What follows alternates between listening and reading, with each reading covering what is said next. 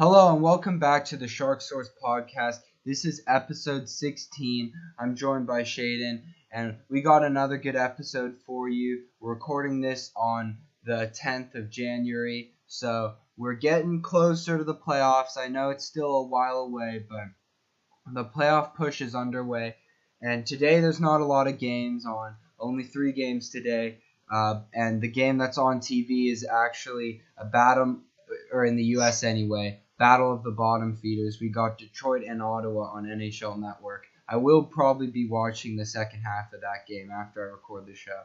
But anyway, we're going to be talking about the Sharks today, Couture's injury, how that's going to affect the team, the All-Star replacements. Hurdle made the All-Star game replacing Couture. We're also, for the Sharks, we're going to talk about how Dell has really improved recently and how he's pretty much taken the job from Martin Jones.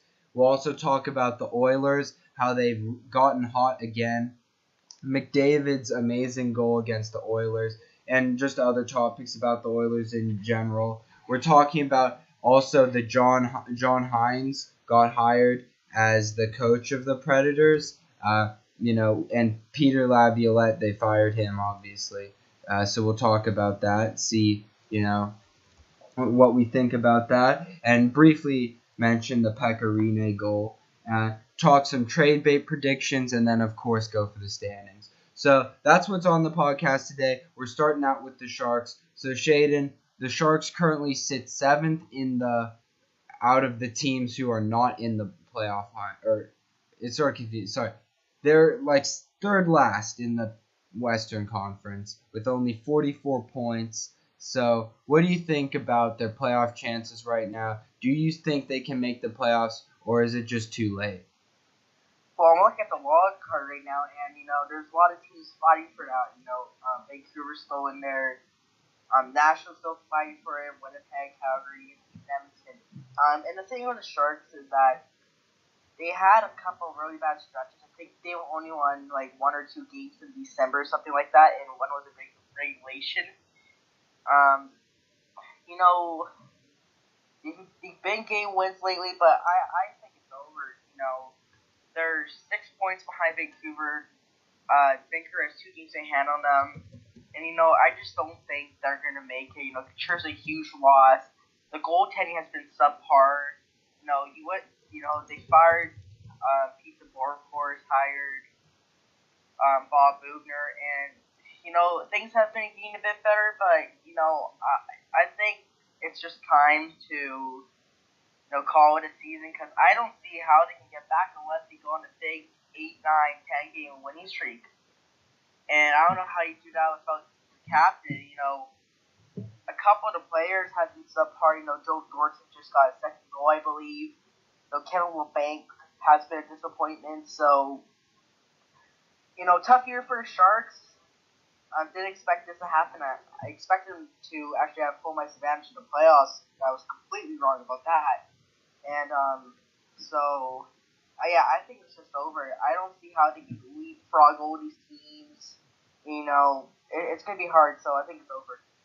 Yeah, I have to agree. And, to be honest, I don't think anyone expected this. I mean, I knew they were a very flawed team, but I remember last podcast I still believed. I don't believe anymore. Now, the Couture injury has sealed it. And I'm just very worried about the team. If we had our first round pick, I would not be that upset. I'd be rooting for us to lose so we could get Lafreniere. But, Ottawa has our pick, and we have our contracts locked up in our cap is locked up in a bunch of long-term contracts that are looking very bad. So yeah, I'm very worried about the Sharks. We could be screwed for a long time. So I don't know. Like, the thing is, the Sharks do have some nice young prospects, but I don't think it's gonna matter. We just don't have. Something's just wrong this year. Neither of our goaltenders are good, though I will admit Aaron Dell, over his last 5 games, here's his save percentage, all very good. 921, 947, 913, that outlier 889, and then 968. So those are all elite save percentage. So he's been very hot lately, and that's why he's stolen the starter job from Martin Jones. But I don't think it's going to matter. I think that pretty much, it's over for Jones. But I really hope the Sharks don't extend Dell because this is definitely not normal for him. He's normally very bad. And if we extend him, that would just be yet another terrible signing by Wilson. So we'll see. It's just amazing how in just a little over a year, Wilson goes from being considered one of the best GMs in hockey to one of the worst. So we'll see. I think the Sharks are out of the playoffs. I think this Couture injury really sealed that, and I just am very pessimistic about the future.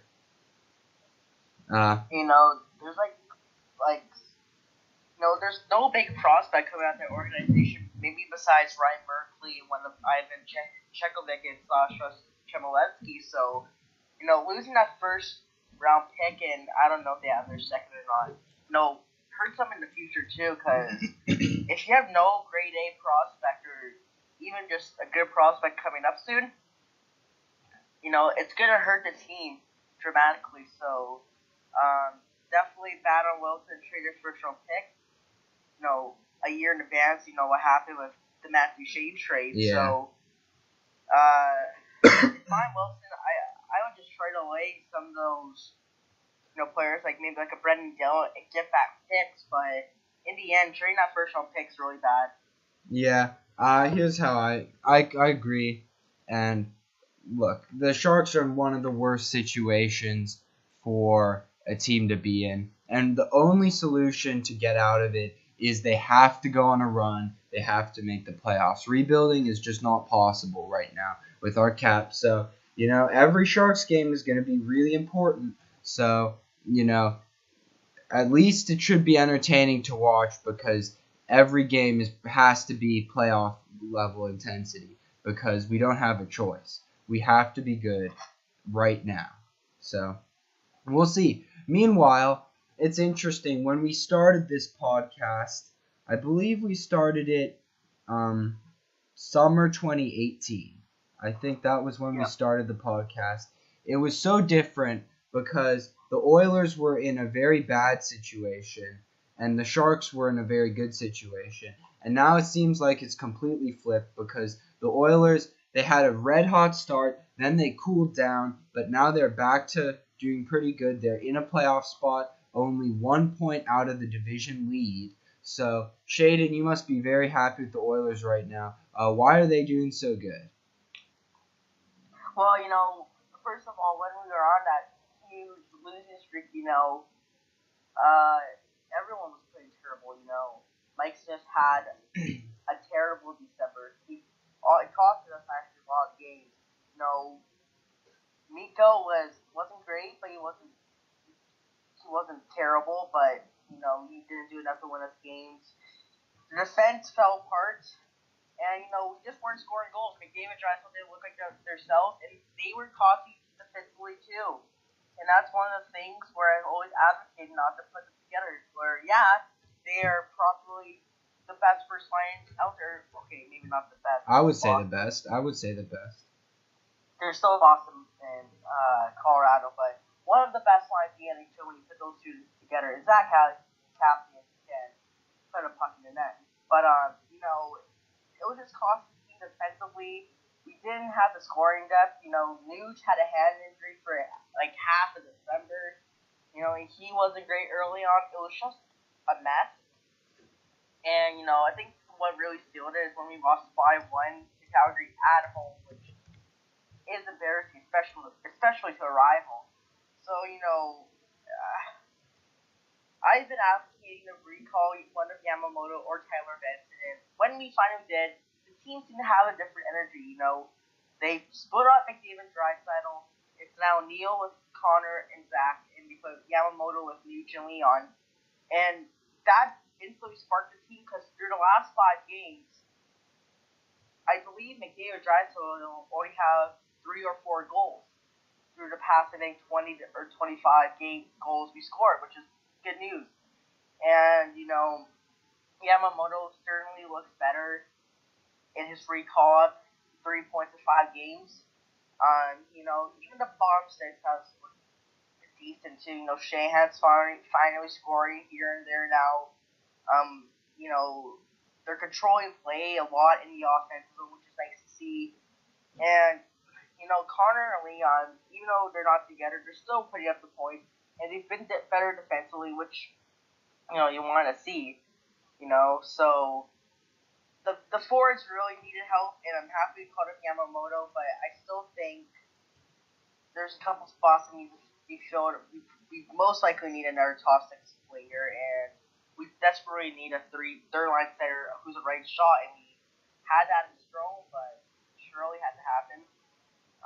Defensively, yeah, there's cracks, but I'm confident in this defense core. Class Farm, I told you this a couple days ago. I think he's one of the most underrated defensemen in the league. He brings a good defensive game, and he can chip in offensively. He has like 27 points through 44, 45 games. Ethan Bear has stepped up and emerges. I love the kid. Darnell Pierce is still making rookie mistakes defensively, but if it's not costing us in a big way, I guess it's fine. But I think the one reason why we're on this 5-game point streak 4-1 is because of Mike Smith. Um, I lost confidence in him in the month of December, but he's really shown me that he can play like an angel backup now. He stole us the Boston game, and it's safe to say, if he wasn't in that against Montreal, he probably would have lost that game too. So it's a mix of different things, and I think they're buying into type of system again. And of course, I'm happy that we're doing this well, but there's still 36, 37 games left in the season. So once we clinch, if we clinch the playoffs, I'll be happy, but we're not at that point yet. So I'm just gonna take it game by game. But it's impressive to see this team finally rising up after a terrible month. Yeah, here's what I want to say. I got two things. First of all, on Smith, I'd say inconsistency. He's been hot and he's been cold. Let's look at his last 4 starts. All right, versus Buffalo, he had an 885 save percentage. Then versus Boston, his next start, 972. I mean, that's almost a 100-point difference in save percentage, which is just insane. And then against Toronto, 889, and then against Montreal, 946. So he's been shaky, but if he can just settle down and get a 912, around that, that's a decent backup. I mean, that's good. And then I have a question for you. So Shaedon, when we text each other, one thing he's always saying is he doesn't want to give up prospects if he's the Oilers GM to buy at the deadline. But you mentioned they needed like a third line center, some scoring depth. So if the Oilers, at the trade deadline look like they have a very good chance of making the playoffs, how much picks are you willing to give up, and which prospects are you willing to give up? Or are you just not willing to give up any if you're the Oilers GM in order to make this playoff push?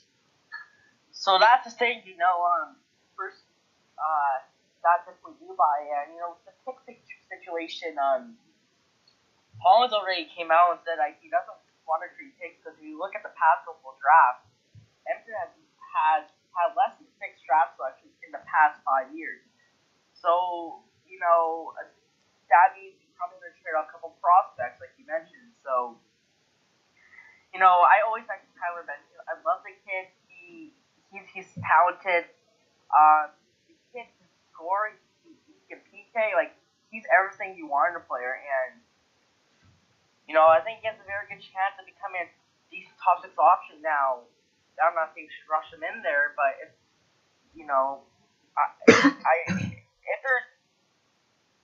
if I had one option to trade for a top 6 winger or give it to Benson, I'd give it to Benson. Now, for that third line center spot, I don't know what everything has to do there because, I don't know if you should trade off your core roster that has value, I guess he a deal pick, but I don't know how high you want to deal them. Maybe if you're getting a guy like a Peugeot who would cost a lot at the deadline, that's at least your first. So that's not going to happen. So you have to look at prospects and a couple. The two I'm really looking at are both defensemen.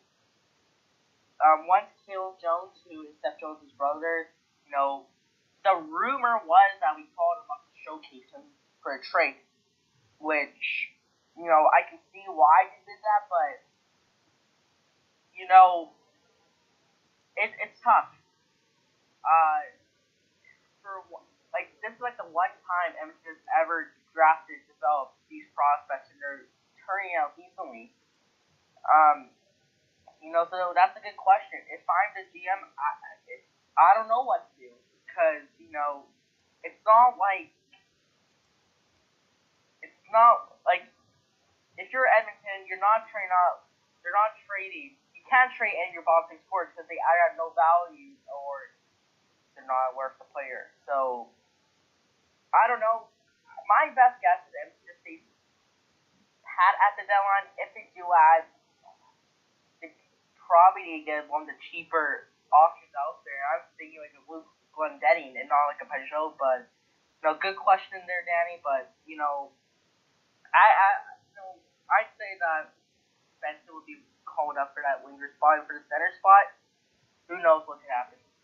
So here's an interesting thing. I think we'll go back to that. We're gonna do some trade bait potential, and we'll go back to that. So what we'll do is, I guess we can do it now actually, because unless there's anything else you want to say about the Oilers, and I guess no. Yeah, and I guess we'll get back to the Oilers too, because here's what we'll do. So we're gonna go over a few guys in trade bait, and then for the guys like Tyler Toffoli, for example, I'm just throwing him out there, but any guy who the Oilers might be interested in, I'm gonna ask Shaedon like what the most he'd give up for him, and then I'm gonna be their GM and say whether or not I'd take it.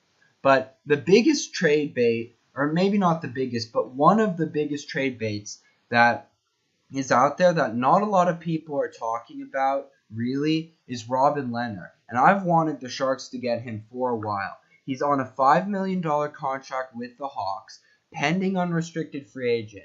On NHL.com today, just came out and said he will not take a pay cut to remain with the Blackhawks. Now, it was sort of like even though he was a Vezina finalist last year, it was still sort of a prove-it deal, a one-year, $5 million contract with the Hawks. But the Hawks, who already, they're not in contention right now, so I don't see them spending big to get to get Lehner, especially when they already have Crawford. So I could totally see him getting traded if it doesn't look like he's going to re-sign. So where do you think Lehner ends up? I would love him to be with the Sharks, but I don't know if it's going to happen. Do you think he gets traded, or do the Hawks just let him walk as an unrestricted free agent? Well, I do think Chicago's going to trade one of their goaltenders. I don't know which one, though, because, for me, I think they should keep Crawford. Yes, he's not the same, but, he's brought them a little Stanley Cup. I have to think for players, where if they're old veterans and they stay on that team for long enough, like a Joe Pavelski, they should remain on that team or retire with them. Crawford was a vital part in 2013 and 2015 getting the Hawks their 2 cups. And Lehner, I would say Lehner does get traded, but I don't know what team will take Lehner because they probably already have a starting goalie and Lehner wants to start. So, well, I don't know. I think there are some teams that would want to take a look at him. Like if you let's just look at some teams. Here's a team who I could see taking him on as a rental. I don't know how they'd be able to afford him, but Sergei Bobrovsky has not worked out for the Panthers. So, good luck getting rid of that contract. But this year, maybe they bring in Lehner as a rental and use him for a playoff run. I wouldn't see him re-signing him, but I could see the Panthers trying to get him. And all you have to do is look at their goals allowed, and you will say, oh yeah, they need him badly. Currently, if there's only two teams in the entire Eastern Conference with more goals allowed than the Panthers. Those teams are Ottawa and Detroit. And Ottawa only has one more goal allowed than the Panthers, and so really it's shocking that how badly Bobrovsky has been. So maybe the Panthers do bring him on this year, or maybe. Go ahead. No, I'm done. Well, the thing is, I just don't know how people are going to react to it. The Panthers bring in Laner because, they still have two goalie prospects at night, and well, like you said, he might not resign here, but the whole purpose of bringing in Bobrovsky was to make him the starting goaltender. And it's just me, but I have a feeling the Panthers brought in Laner. Wouldn't that hurt Bobrovsky's confidence even more? Because if the Panthers trade for him, it's basically telling Bobrovsky, you suck, so you're basically our backup now? Well, here's how I view it. I mean, we know Bobrovsky is not exactly a stable goalie. I mean, he just signs this big contract and now he sucks. But also, last year, remember, the Blue Jackets had to discipline him for something. They never really said what it was, but it was like violating team policy. But I think we need to send Bobrovsky a message, actually, because he has sucked. And I think he needs to know that. But most importantly, I mean, forget Bobrovsky. The point is, the Panthers are a good team this year. All right. I mean, I know this. If you just look at even like goals for, the Panthers have a very high goals for. They have 154 goals for, and the Caps, who lead the Eastern Conference, have 163. So the Panthers are a very good offensive team. Their defense hasn't been great, but their goaltending has been a big problem. I don't think it's fair to the rest of the team to potentially miss the playoffs when they're a very good team just because there's a question mark in net. So I say go out there and get Leonard and try and go on a playoff run. I mean, you never know. If they can fit him in their cap, of course. Yeah. But anyway, yeah, we'll see. I mean, who knows what the Hawks do, too. I mean, I think they would like to trade him, even though he is doing better than Crawford, just because I don't think he'd resign there. And just another thing with Chicago, there's been rumors of them trying to trade a guy like Brendan Saad, who is injured. So the Hawks could be major players at the deadline. You could get a lot of profits and picks back for your organization. So the Hawks are definitely a team to watch. Here's something interesting. The Predators. They have, I mean, their goalies have been in the headlines recently because Pecorine scored an empty netter. But UC Soros, who's supposed to be this young phenom, has played like terrible this year. An 8.92 save percentage, while Rene has an 8.95. Neither of those have been starting goalies. So I wonder, even though they're a division rival, maybe they would be interested in Robin Leonard. That's a fair point too, but once again, I can't see it. Nashville's been on and off this whole season. I'm very confident that Rene will be better through the second half of the season. And Pecorino always has these outlier years. I think there's like 1 year where we have it was a couple years ago we had like a .909 save percentage, and he still did decent in the playoffs. So look what happened to Jones last season. He was terrible in the regular season. Saved San Jose's bust in Game 6. So we'll see. I'm confident. I'm confident Rene can get back to his old self. Well, we'll get back to the Predators when we talk about the coach firing. But let's stay on the trade bait topic. So who else besides Rene would you say you could see getting traded this deadline? Chris Kreider, easily. He's been having the actual decent year. by his standards. He's that gritty winger that can play in your top six. He can score. He can do everything. And I think he's gonna be the Marcus Johansson type of player that Boston got last year. He can play make. He can get you 50 points a season, and he might be over. He might get overpaid for each season. Who knows? But if you're a contending team, get him while you can, because I think that he can easily make a team a cup contender if they add him to their top six. Yes, I totally could see a lot of teams being very interested in Kreider. He's 28 years old, pending UFA, and he's at a nice salary this year too. So teams could fit him in. He's only being paid $4.625 million this season. So who could you see specifically fitting with that? Could you see the Oilers being interested, or would the asking price be too much? Well, I think it was TSN that reported it, but Kreider on his no trade clause, Kreider has all 17 teams listed on it. No way, really. So yeah, so He Edmonton is not going to get him. Even then, I think it'll be too high. I think the Rangers would ask for a first and a good prospect. So I would stay away. I would prefer Edmonton go for cheaper options like a Foley, like you mentioned. So yeah. I'm surprised. He is an American, but a lot of the Canadian teams are good right now, and there's some bad American teams. So I'm quite surprised that those are the ones he's picked. But what it is. Another one.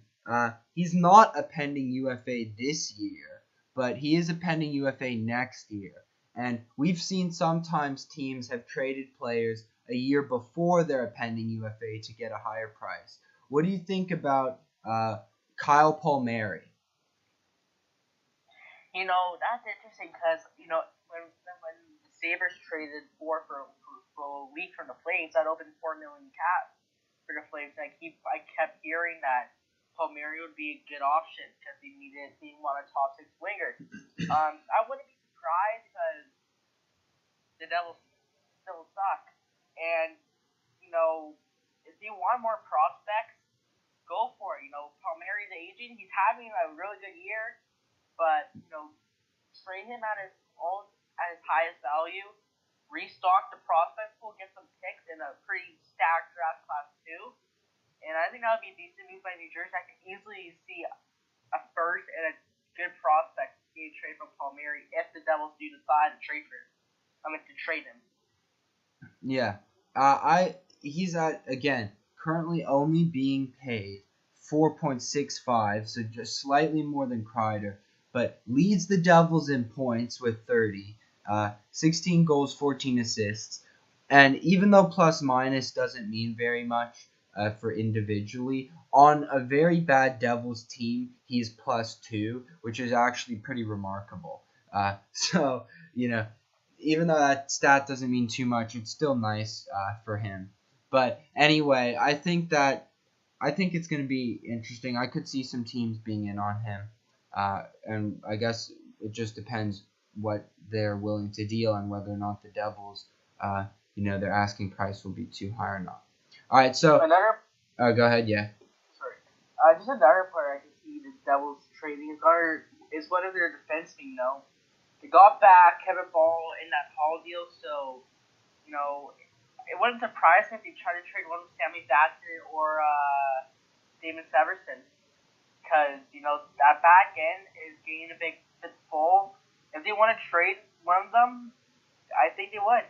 Yeah. Because there's a few teams that probably want a top 4 defenseman, especially right-handed ones. So, wouldn't surprise me if they trade one of their defensemen. PK Subban's not coming off the books though, because that contract is terrible.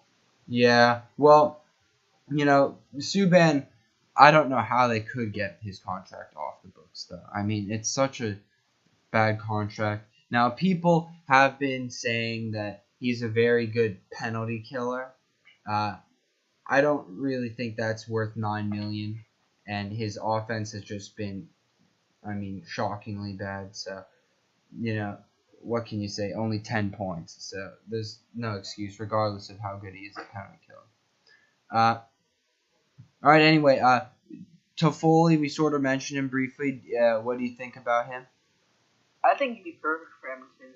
We obviously need more goal scoring. If you play him with one of our three centers, the huge Draisaitl or McDavid, find a connection with those players, and I think they can line it up. Defoe's having a pretty good decent season so far. I think 27 or 28 points. 27, yeah. Around 13 goals, I believe. Yep. Yeah. So, if he's doing that on a pretty bad Kings team, if he can do that with Leon or Connor or Nuge, I'd be in for it. And, Defoe's at that point where I believe he's around the age of 28. He always wants to get back to the playoffs. I don't think LA is going to be in the playoffs for another maybe 3 to 4 years. Maybe longer, who knows. So, boys, I'm going to say 99% sure he gets traded. And I think he'd be a perfect fit. He can still play on the power play. And he can really help Edmonton down the stretch. And I think that would make Edmonton more of a force for the playoffs and much more deeper. Yeah, I don't know. I think we talked about him in the off season, I believe, about the Oilers potentially wanting him, and we've talked about it for a while, and it's sort of getting repetitive, but it makes sense. I mean, I really do think that could be a fit. So yeah, is there anyone else you wanted to go over, or should we move on to Predators coaching? I think we got logged down to the Predators.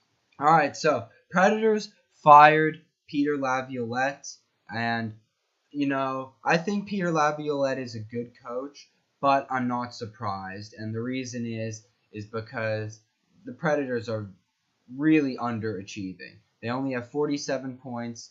I believe they're 5 points out of a wild card spot, which isn't terrible because they have 2 games in hand, but they really should be doing a lot better just based on the talent they have. So then they hired John Hines, former Devils coach who was fired mid-season, and a lot of people really hated that hire. What is your thoughts on that hire? Well, first of all, you did call it Laviolette firing. Because David Boyle will never fire his coaches. Just the thing with Hines,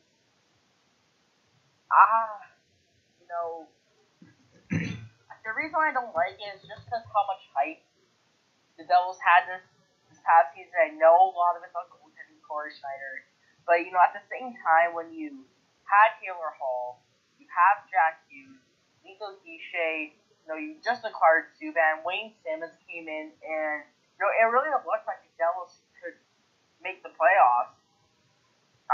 It just fell apart, and I don't know if that's because of coaching. A lot of it's on goaltending courts, but I just don't know if I just haven't seen a lot from Hines yet to really make sure if he can turn around the Preds. Now he's 1-1 as a Preds coach, but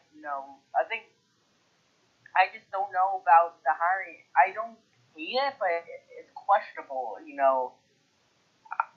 It's confusing too.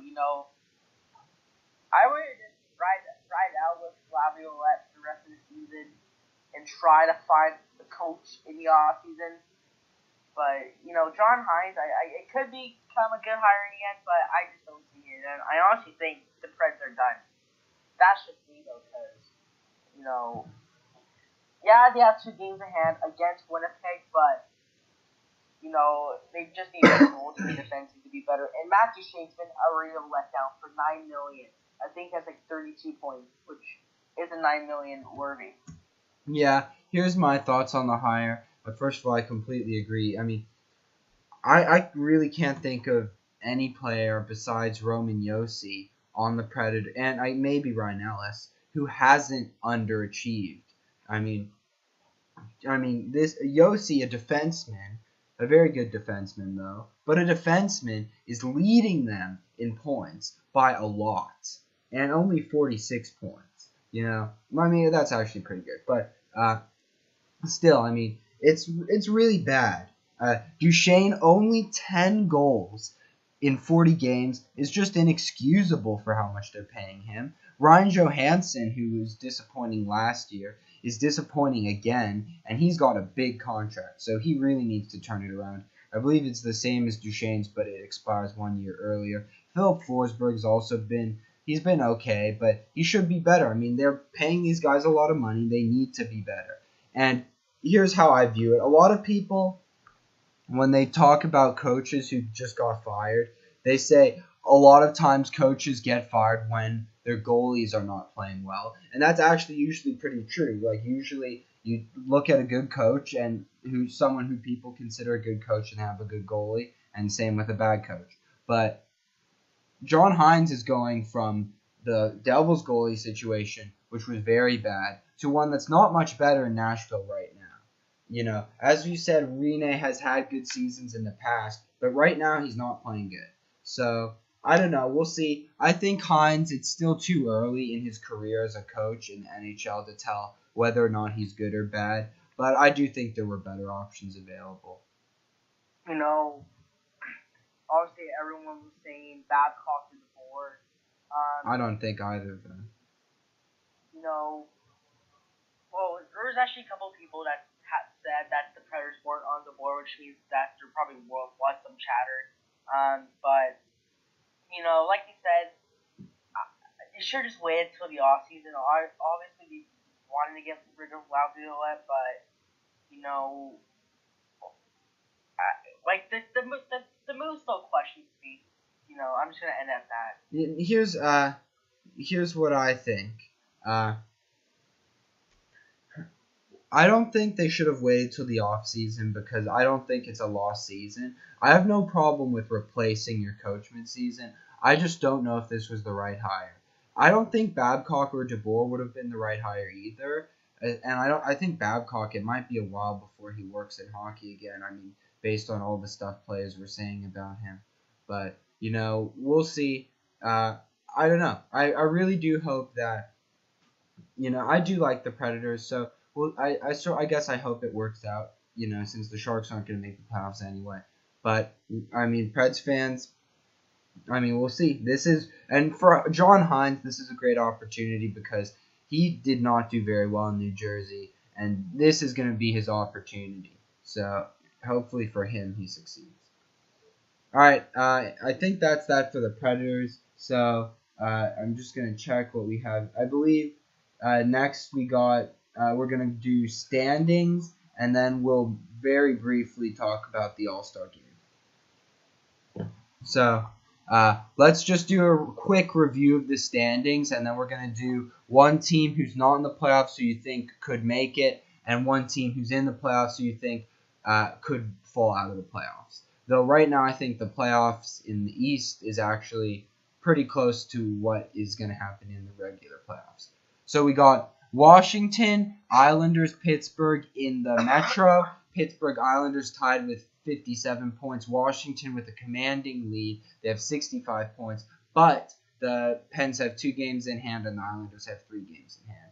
Then in the Atlantic, Boston 63, Tampa 56, Toronto with 54. Tampa has 2 games in hand. Then the wild cards, we got Carolina and Philly. Panthers are 1 point out. Columbus 2 points out. Rangers are 5 points out, and Buffalo is 6 points out. That's about where the contenders end. Then we got Montreal, Ottawa, New Jersey, Detroit.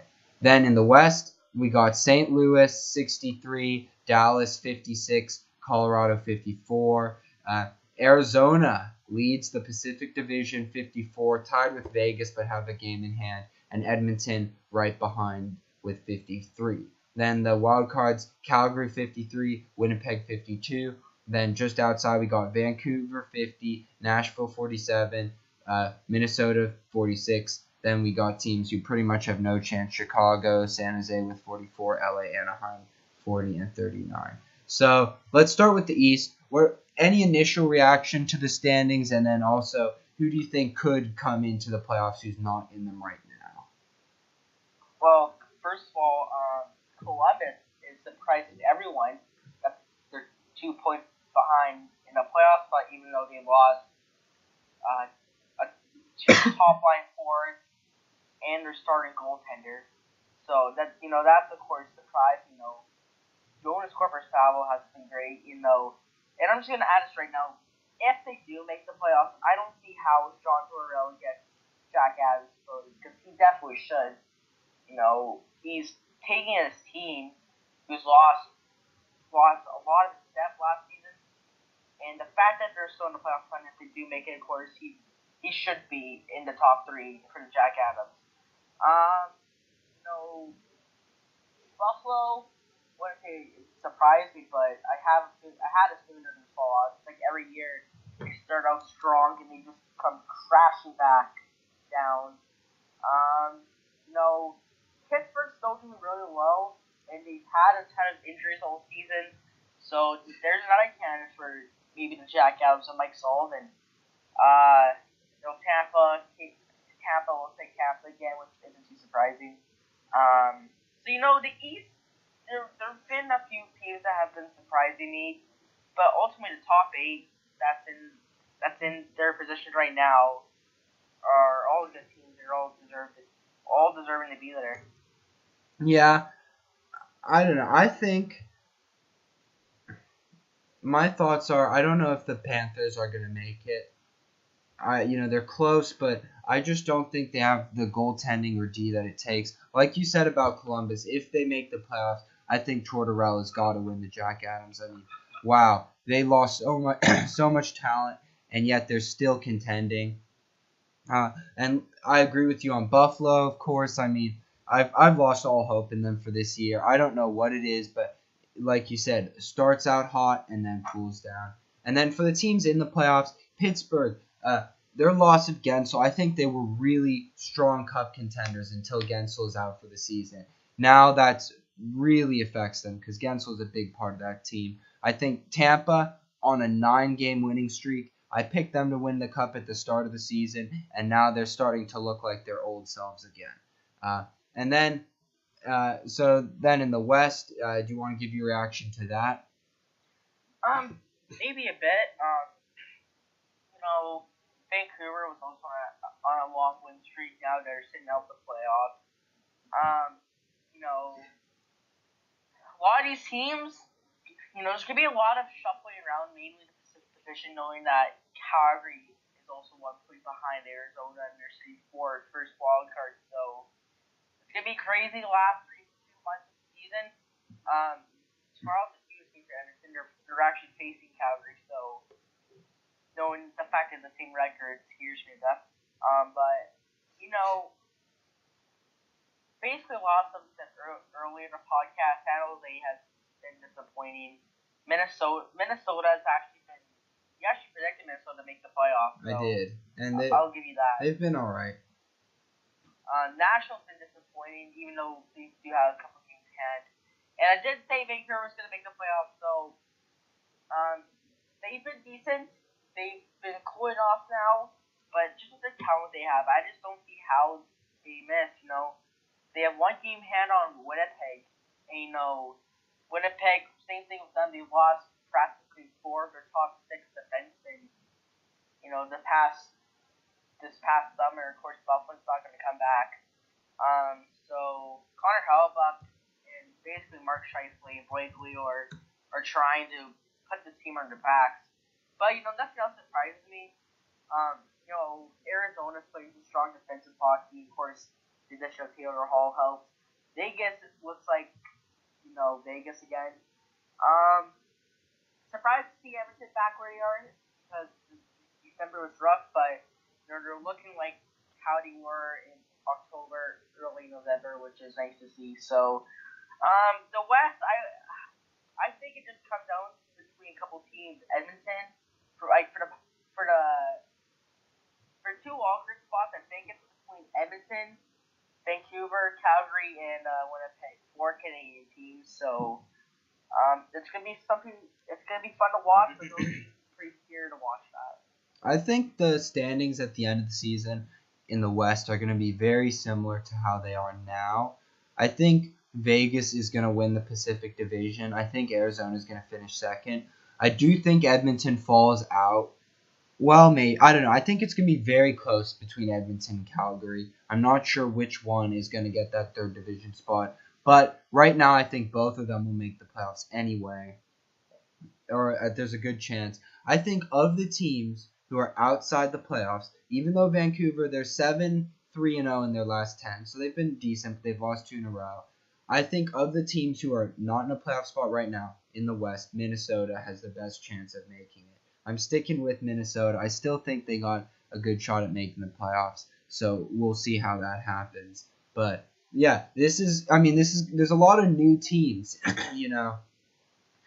For a while, for most of the 2010s, it was sort of the same teams would sort of switch out, and there was sort of a set group of teams who were always at the bottom. But now we got new teams rising to the top. Islanders, Leafs, Hurricanes are good. Arizona, Vegas didn't even exist. So it's gonna be interesting to see how this all plays out. But I'm very excited for the playoffs. Okay, so finally, we're talking the All-Star game very quickly. So we got the last men in vote is happening right now. If I can find the stat, I'm trying to find the ballot for this because there's only a few players who can actually be submitted. But anyway, Couture can't play because he's injured. So now that he can't play, it'll be interesting to see Hurdle play in for him. And Jakob Silfverberg is not going to play because I believe his wife is going to give birth to his child, so Pacioretty replaced him. So after the last man vote is in, the game is going to be on the 25th in St. Louis. Are you going to watch the All-Star game? I always do. Every year it gets more boring, especially the skills competition. I'll probably most likely watch it, but I have they just kind of ruined it in a way. It used to be all fun, just like the All Star Gas draft and the 3 minute 5-on-5. No, sorry, the 3 period 20-minute 5-on-5 plays. It was just fun to watch, and now it's just terrible. The All Star game has lost all of its creativity and like the skills competition, and even the All Star game is just boring to watch. So I'll most likely watch it, but I'll probably turn it off pretty soon. I am gonna watch it again. I watched the 2017 one. I missed the 2018 one, I believe, but I watched the 2019 one on TV in San Jose. I didn't go because the tickets were just way too expensive. But I watch the All-Star game every year, and I don't watch the skills competition anymore. I just find that kind of boring. But you know what? When they first introduced the divisions and the 3-on-3, I liked it. But now I'm sick of the 3-on-3. I'd like them to go back to 5-on-5. Whether it's fantasy draft or whether it's all the way back to East versus West, I wouldn't mind either. I would just like to see them go back to 5-on-5. I don't mind the All-Star game. I do like it, but I just, it's hockey's the way the sport is played. Their All-Star game will never be as good as like the baseball one, because in baseball they do try, because it's hard not to try when you're playing baseball, really. The only time is when you're running the bases. But in hockey, it's such a physical game. They're not going to be motivated enough to go 100%. So the NHL All-Star game will just never be, what the MLB is. But and just okay. Sorry, keep going. Yeah, well, I just want to quickly say, and NBA's also, they like their All-Star game, but NHL and NFL for some reason, no one likes their All-Star games. Like you told me earlier, we should know the next All-Star city pretty soon. I hope it's Edmonton. I don't think it will be the next season. But who knows? Minnesota's gained the Winter Classic. So good for them. So it's gonna be interesting to watch.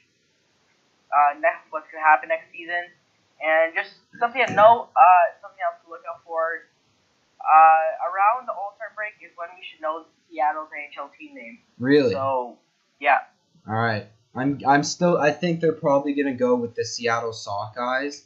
The reason I think that is if you go to NHL Seattle's website and look at their color scheme, they have salmon pink is sort of one of the primary colors, which leads me to believe that's going to be one of their primary jersey colors, and it wouldn't make sense to have that unless it's some name after salmon. So it's looking like it's probably going to be Sockeyes, I would guess, for Seattle. And then the All-Star game thing, also just real quick, they did this last year. That was when they announced the opponent for the Winter Classic and Stadium Series. So if there is a Stadium Series next year, they'll probably announce it at the All-Star game, and they'll announce the opponent for Minnesota uh, during the All-Star game. So just some of the candidates for the All-Star game. I actually think there's a very good chance it's going to be Edmonton because Gary Bettman they love putting them in new arenas, and Edmonton has the second newest arena in the NHL, so they love doing that. And he also said he said specifically they would put it there soon. So some other ones, it could be Winnipeg, but I don't see that. If they're going to go to Canada, I think they'd rather go to Edmonton. Now, the last two have been in the Western Conference, so maybe they'll want to go to the Eastern Conference, and maybe they'll put it in Little Caesars Arena. That is the newest one. But I don't really think a lot of tourists would want to go to Detroit, so they might not put it there just because, Detroit's not the greatest city. It could be Las Vegas, maybe they'll have it in T-Mobile Arena, but I think Edmonton is the most likely. The thing I realized is that it seems like for the draft and the All-Star game, it's like a pattern.